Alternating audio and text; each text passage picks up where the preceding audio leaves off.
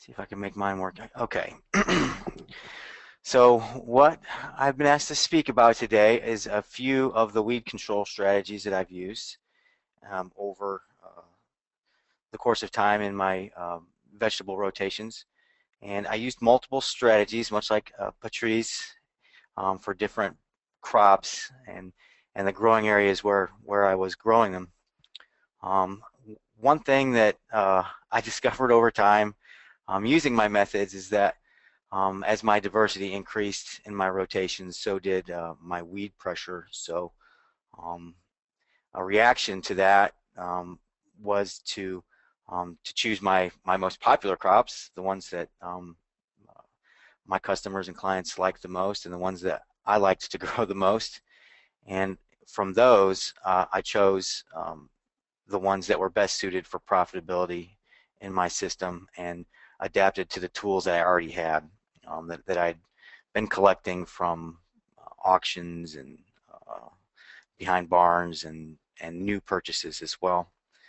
Um, I also found that I needed to work into disturbing the pest life cycles using cover crops, and I wanted to try to make the most use of the land as I could, while maintaining and building soil organic matter. And I'll just go over a few of them that I did. Oops, what have I done here? Let's try this one.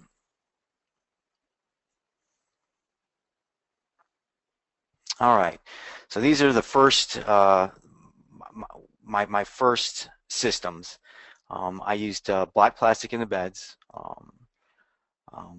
You see in this picture is my faithful dog Tula, and some beds of pole beans. In between the rows of the plastic mulch, I overseeded annual rye, which, much like Patrice's beds, is good for moving in and out amongst the plants to do my work.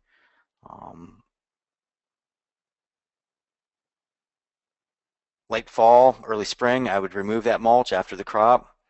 I would perform any tillage I was going to do. Whether we've got really tight soils, and I wanted to incorporate my organic matter that I had in the aisles into the top 4 inches or so. So I would, depending on what my weeds were, perennials or just annual grasses, things like that, I would choose to disc it, to rototill it, or to chisel plow it to help improve a historic fragipan that exists on the farm. Trying to continue to break that up. So after I pull the mulch, I'd flag the bed centers, do that cultivation, and then the following season, or the following crop, I would shift my entire production over into the beds that I had just, or the pathways that I had just used, and make the most use of my available nutrients in there. And that's where you saw the chisel plow come in. A lot of times we would walk up and down those aisles all season long, and just the human traffic could compact it down a good couple inches. So I would relieve that pressure. I like that method. I did it here on a larger scale with eggplant. I've got opportunities for beneficial insects plantings right here. So this is a young planting, maybe of basil and different flower crops that I might encourage for when the eggplant was in flower. But each year I would lift the mulch and shift the mulch bed over to the rows. One of the things that I did not like about this system was the annual ryegrass. I would seed very thickly, but it also gave other annual weedy grasses an opportunity to grow and to seed, like quackgrass and foxtail and crabgrass. So mowing was essential. but it afforded me great access to the crops for harvesting. Um, so this is a picture of those beds with this is some previous grasses here, and before I would transplant into these mulched beds and make holes in the plastic, I would take a large broadcast spreader over the top and spin on annual rye and give it at least 1 or 2 rainfalls to let the seed wash down along the edges, which is where most of my weed problems were always at with using black plastic mulch. And I'd get a really thick seeding rate, and it would almost dwarf the grasses by how thickly it was sown from just washing off the mulch like that. Um, because if I were to go back in and punch holes or have holes in the mulch before the seed had an opportunity to wash off, it might wash into the holes and cause a weed problem. So um, I spent some time weeding annual ryegrass out of transplant holes when I first started playing with this system. But I liked that I didn't have to go back in and do much work over the top of these things, because this in particular was tomatoes, and after the transplanting operation, I would put up staking materials and trellising materials, and getting back in there with a tractor to work on the mulch bed edges was very difficult. So um, we used a small hand mower um, to get in there, and I had adjusted the mowing deck to actually discharge to the rear rather than the side, so I could uh, get through there fairly cleanly and not throw any plant material up into the crops. Here is another strategy I used, was to grow different crops in different fields depending on their weeds. I would grow new potatoes for my CSA, and the field that I chose to do that in would generally be a very weedy field, because I could get in there and hill with an inexpensive set of hilling discs.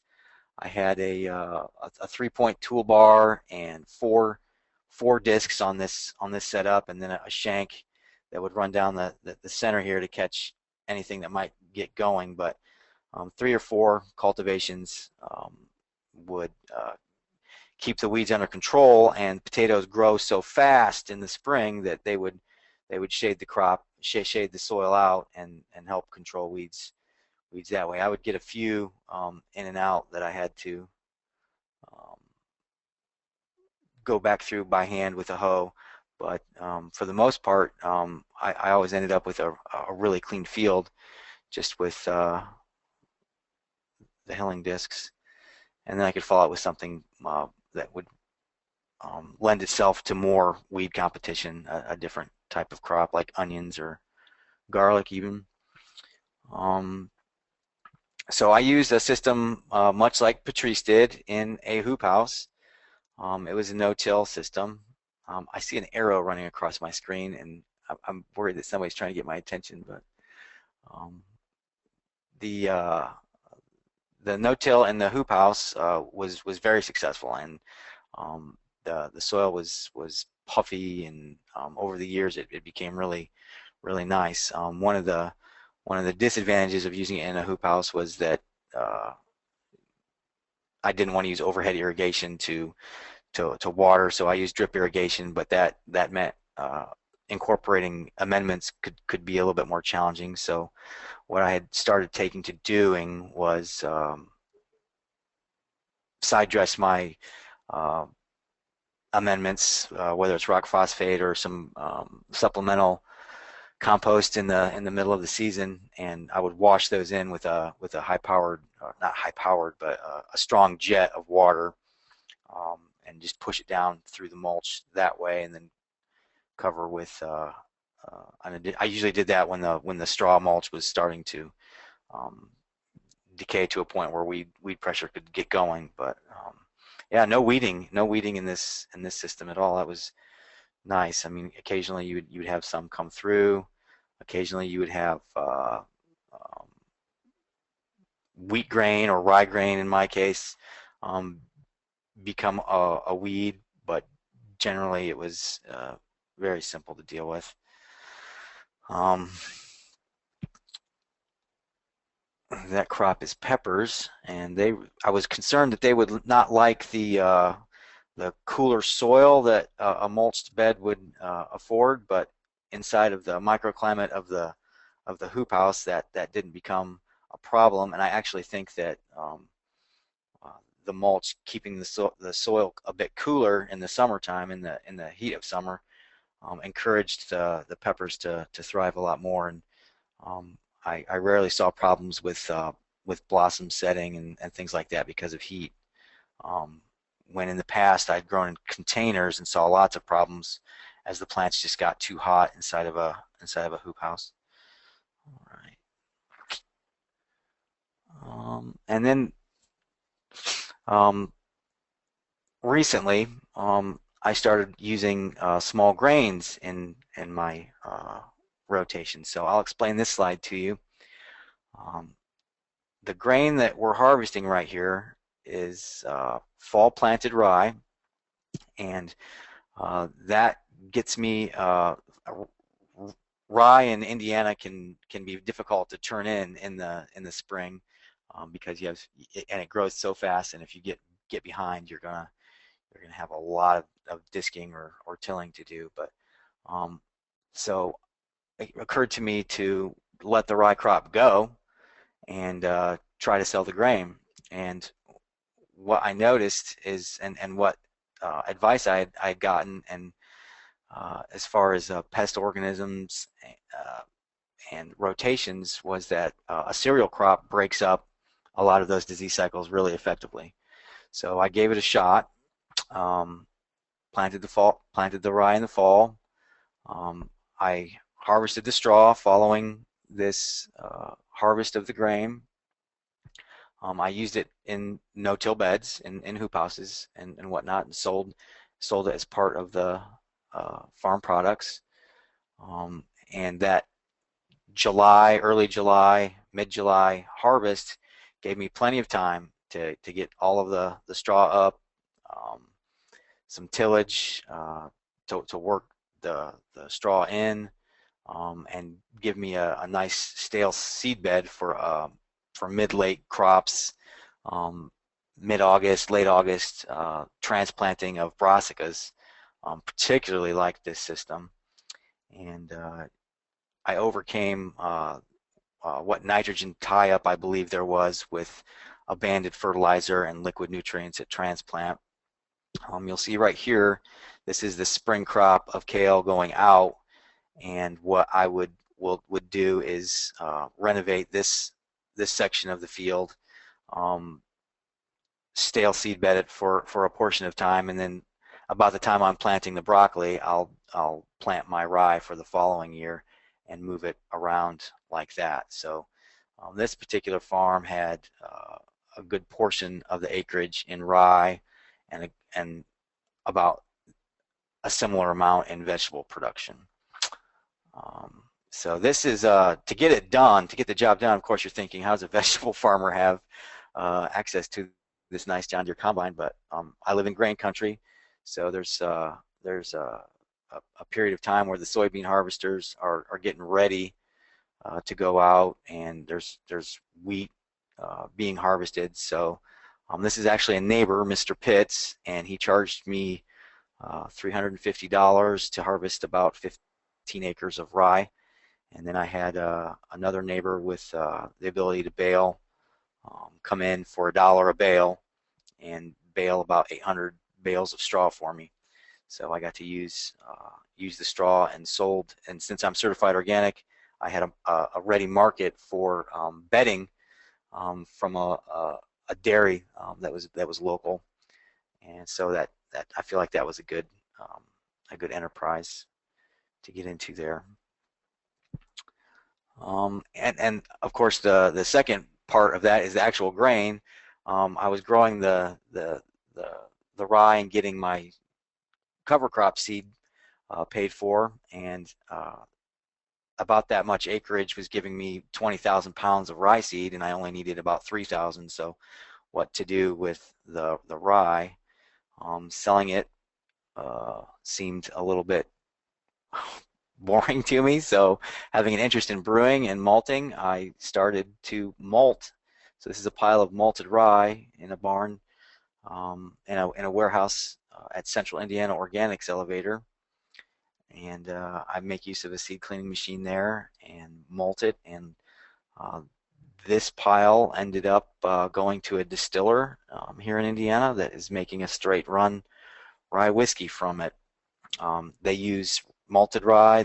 They also use just raw rye grain. So many different outlets for that product. Okay, so that was my fall brassica system. Remembering that I had found that the more I diversified into different cropping styles or cropping varieties, I had to come up with a unique style of dealing with the weeds for each one of those crops. So this is winter squash that I grew. So you'll see on this side I've got looks like probably delicata, and maybe no, this is delicata and this is butternut. But and this is an access road, and also being used as a place where I seeded annual beneficial insect habitat. But to cultivate this clean, I used something called a Williams toolbar. I'm going to go forward and then back. I used a Williams toolbar. This is a Williams toolbar, and this one is set up, it looks like, just to pretty much hit everything. But what I would do is raise these knives up with the Williams toolbar, and these longer pumpkin knives here I would leave in just about the place they're at right now, and these knives right here would stay in. And behind it are a series of tines that can be moved up and out of the way, or down and in the way, which really do a good job of rolling any larger weeds around, so the roots come up and then perish on the surface. So the first thing I would do is go through at an appropriate time with my Williams toolbar. I try to get that done once or twice, and then inter-row I would come back and use this piece of machinery that I fabricated with a friend of mine. This is the first generation. We're working on a couple different designs, but when I press play here, you'll see tines. These tines work better for lettuce and newly transplanted crops, whereas for the single row squash, I would change those out to use a tiller tine, and it would be very aggressive, but I would zone till about an inch deep, and that would also give me a little bit of hilling action up against the vines. So I'm going to go ahead and play this video and hope that my voice comes in over the top of it. Oh, it's going to go slow, but yeah, I think that's all we're going to get out of it. Well, maybe some more. But these arms, you can see, move back and forth. It's a hydraulically powered unit. It's basically stirring the soil. These larger weeds right here, we could come back and there's so few, we could come back and hand hoe. But this is an early spring crop of cabbage, it looks like. So getting the soil warm is pretty essential to getting that crop in and out for me. So you can see the tines flexing. They're flexing around the plants and basically just shifting soil around. And that really helps disturb germination getting going. All right. So after a round of cultivation, I've got, this is clean. All I need to do now is come back through and thin out my plants to an appropriate spacing, and at this point the vines are about to take off and we can't get back into the rows anymore, and the crop covers the ground, and I get a pretty good canopy to keep my weeds out. So thank you. This is my contact information if anybody saw anything interesting here.